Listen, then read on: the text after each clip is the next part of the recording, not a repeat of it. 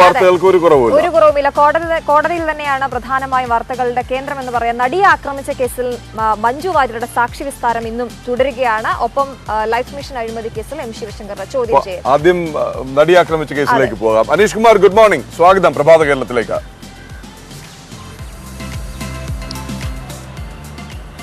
Good morning Pradeep and Aswathy.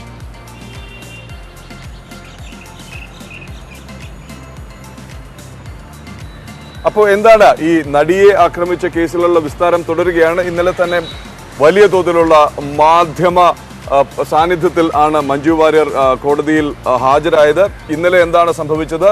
സാക്ഷി വിസ്താരം ഇന്നും തുടരുകയാണ്. അതുപോലെ നിങ്ങൾ തന്നെ നൽകിയിരുന്ന ഒരു സൂചന, കൊച്ചി ബ്യൂറോ നൽകിയിരുന്ന സൂചന എന്ന് പറയുന്നത് ഈ വിവിധ ഓഡിയോ ക്ലിപ്പുകളുടെ ശബ്ദ സാമ്പിൾ മഞ്ജു വാര്യരെ കേൾപ്പിക്കും, അത് ഐഡന്റിഫൈ ചെയ്യാൻ കഴിയുമോ എന്ന് നോക്കും എന്നൊക്കെയാണ്. ഇന്ന് എന്തൊക്കെയാണ് പ്രതീക്ഷിക്കുന്നത് കോടതിയിൽ, അനീഷ്?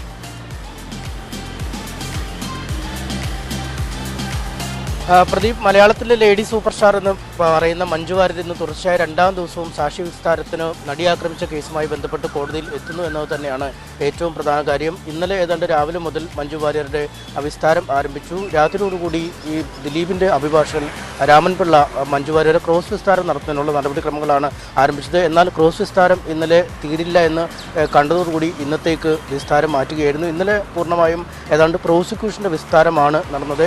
ആ പ്രോസിക്യൂഷൻ പറയുന്ന കാര്യങ്ങൾ ഈ ബാലചന്ദ്രകുമാറിൻ്റെ വെളിപ്പെടുത്തലുകളുമായി ബന്ധപ്പെട്ട് നടത്തിയ അന്വേഷണത്തിൻ്റെ അടിസ്ഥാനത്തിൽ തുടരന്വേഷണത്തിൽ ഈ തെളിവുകൾ നശിപ്പിക്കുന്നതിനുള്ള ശ്രമങ്ങൾ ബോധപൂർവം പ്രതികളുടെ ഭാഗത്തു നിന്നും ഉണ്ടായി എന്നതാണ്. പ്രത്യേകിച്ചും ഈ തുടരന്വേഷണത്തിലെ പ്രതിയായ ദിലീപിൻ്റെ സഹോദരൻ അടക്കമുള്ള ആളുകൾ, ദിലീപിൻ്റെ സുഹൃത്ത് അടക്കമുള്ള ആളുകൾ ഈ തെളിവുകൾ നശിപ്പിക്കുന്നതിനായി വിവിധ സാക്ഷികളെ സ്വാധീനിക്കാൻ ശ്രമിച്ചു എന്നാണ്. അത് വ്യക്തമാക്കുന്ന ഓഡിയോ ക്ലിപ്പുകൾ കോടതിയിൽ സമർപ്പിക്കുകയും ചെയ്തു. ഈ ഓഡിയോ ക്ലിപ്പുകളിൽ പലതും നമ്മളടക്കമുള്ള ആളുകൾ പുറത്തുവിടുകയും ചെയ്ത ഒരു സാഹചര്യമുണ്ട്. അതുകൊണ്ട് ഈ ക്ലിപ്പുകൾ ഈ കുടുംബത്തോട് ഏറ്റവും ചേർന്ന് നിൽക്കുന്ന, അല്ലെങ്കിൽ ദിലീപിനോട് ഏറ്റവും അടുത്ത് നിന്നിരുന്ന ആളായ മഞ്ജു വാര്യർ തന്നെ സ്ഥിരീകരിക്കുക എന്നതാണ്.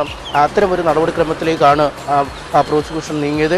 ഈ ശ്രമത്തെ പക്ഷേ വലിയ രീതിയിലാണ് ദിലീപ് ക്യാമ്പ് എതിർത്തത്. കാരണം സുപ്രീം കോടതി വരെ പോയി ഇക്കാര്യം എതിർത്തിരുന്നു. ഈ പ്രത്യേക തെളിവുകൾ സൃഷ്ടിച്ചെടുക്കാനാണ്. കാരണം ആദ്യ വിചാരണയിൽ തെളിവുകൾ പര്യാപ്തമല്ലാത്ത സാഹചര്യത്തിൽ കൂടുതൽ തെളിവുകൾ സൃഷ്ടിച്ചെടുക്കാനുള്ള നീക്കമാണ് പ്രോസിക്യൂഷൻ്റെ ഭാഗത്തു നിന്നും ഉണ്ടാക്കുന്നത് എന്നാണ് ദിലീപിൻ്റെ ആരോപണം ഉയർന്നിരുന്നത്. എന്നാൽ അതിനെ സുപ്രീം കോടതിയിൽ പ്രോസിക്യൂഷൻ തോൽപ്പിക്കാൻ കഴിഞ്ഞു എന്നതിൻ്റെ വലിയ ആത്മവിശ്വാസമുണ്ട്. അതുകൊണ്ട് ഈ ഓഡിയോ ക്ലിപ്പുകൾ മഞ്ജു വാര്യർ തന്നെ സ്ഥിരീകരിക്കുക എന്ന കാര്യമാണ് ഇന്നലെ നടന്നതെന്ന് നമുക്ക് മനസ്സിലാക്കാൻ കഴിയുന്നു. ഇന്നെന്തായാലും വളരെ മഞ്ജു വാര്യരെ സംബന്ധിച്ച് കൂടുതൽ പരീക്ഷണങ്ങൾ വരുന്ന ദിവസമാണ്. കാരണം ഇത്തരം കേസുകളിൽ ഈ എതിർ വിഭാഗത്തിൻ്റെ, പ്രത്യേകിച്ചും പ്രതിവിഭാഗത്തിൻ്റെ വിസ്താരമാണ് ഏറ്റവും നിർണായകമായി മാറുക. അത് നമുക്കറിയാം. ഈ കേസിൻ്റെ നടപടിക്രമങ്ങളിലുടനീളം ഒരു കച്ചിത്തുരുമ്പ് കിട്ടിയാൽ പോലും അവിടെ പിടിച്ച് മുന്നോട്ട് പോകുന്ന തരത്തിലുള്ള ഒരു അഭിഭാഷകനാണ് ദിലീപിനോടൊപ്പം ഉള്ളത്. കാരണം നേരത്തെ നടന്നു വന്ന ഓരോ കാര്യങ്ങളിലും കൃത്യമായി ഇടപെടുക, കൃത്യമായി തടസ്സ ഹർജി നൽകുക, കൃത്യമായി ഏത് തരത്തിൽ അതിനെ തകർക്കാൻ കഴിയുമെന്ന് ആലോചിക്കുക തുടങ്ങിയൊക്കെ കാര്യങ്ങൾ ചെയ്യുന്ന ഒരു വളരെ പ്രഗത്ഭനായ ക്രിമിനൽ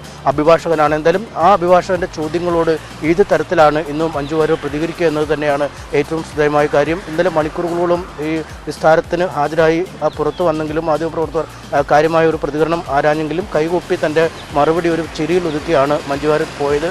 എന്തായാലും ഇന്നും സമാന രീതിയിൽ തന്നെ എത്തും. കാര്യമായ മാധ്യമങ്ങളോട് ഇക്കാര്യത്തിൽ പ്രതികരിക്കുമെന്ന് കരുതാൻ കഴിയില്ല. കാരണം അത്തരത്തിൽ കാര്യങ്ങൾ കൈകാര്യം ചെയ്യപ്പെടേണ്ട ഒരു കേസാണ്. എന്തായാലും ഇന്ന് കോടതി നടപടികൾ ആരംഭിക്കുമ്പോൾ തന്നെ മഞ്ജു വാര്യർ വീണ്ടും കോടതിക്ക് മുമ്പാകെ എത്തും. ഈ പ്രതിഭാഗത്തിൻ്റെ കടുത്ത വിസ്താര നടപടികൾക്ക് വിധേയമാകും എന്ന് തന്നെ നമുക്ക് കരുതാം.